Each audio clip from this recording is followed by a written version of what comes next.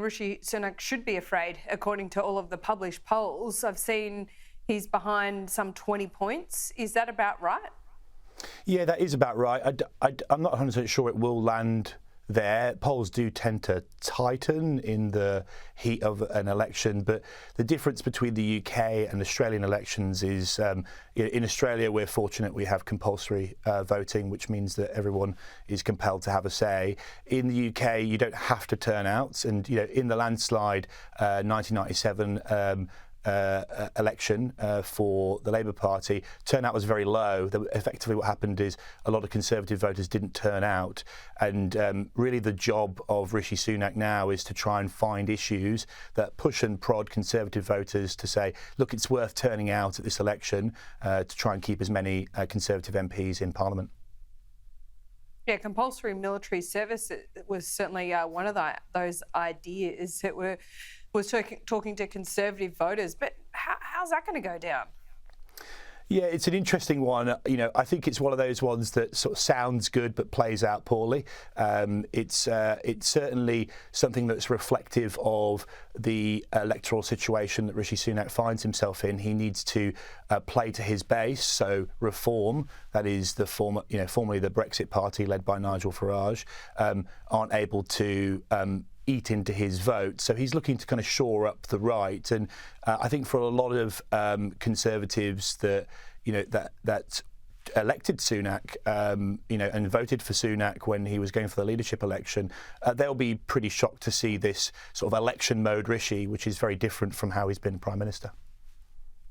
We always talk about the red wall when it comes to elections in the UK, or the blue wall, whichever way that particular area of the UK goes. So basically what I'm trying to point out to our viewers is that there's a very big difference between kind of regional Britain and London, isn't there, in the issues that get people to turn out and vote and the issues that motivate them. Yeah, that's certainly true. There's a few walls looking to be knocked down at this election, that's for sure, whether it's the blue wall down in the southwest or the red wall in the north and the Midlands.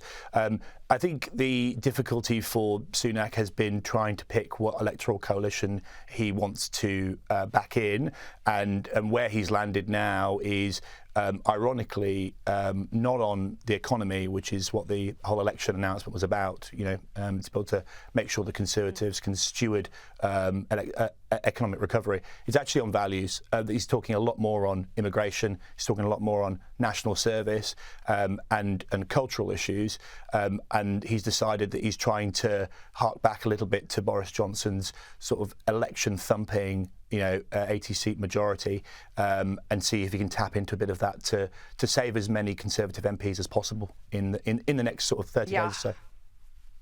Yeah, he's going to want to tap into that, and he doesn't have long. Just finally, before we let you go, Mike, what did you think of the strategy of sending Rishi out in the rain to announce this summer election early? Yeah, well, we couldn't get more iconic London, could you, than a spring day and it pouring down on the Prime Minister. But I would say this is, it for me is a sign really of the nature of a Rishi Sunak sort of leadership. He's really been the CEO for UK Limited. He very much kind of bills himself more of a business leader, probably more comfortable in Silicon Valley than the Welsh Valleys, than has been seen over his period of time as Prime Minister. What I would say is that it was a sign that he was desperate to get out there and call the election as quickly as possible. And that should probably give you a bit of information about what he's expecting at the upcoming election, which isn't good. No, certainly not. It's hard to find a bright spot for him and the Conservatives at the moment. We will keep a very close eye on it. Mike, I'm looking forward to being over there in just over a month. We'll see you soon. See ya.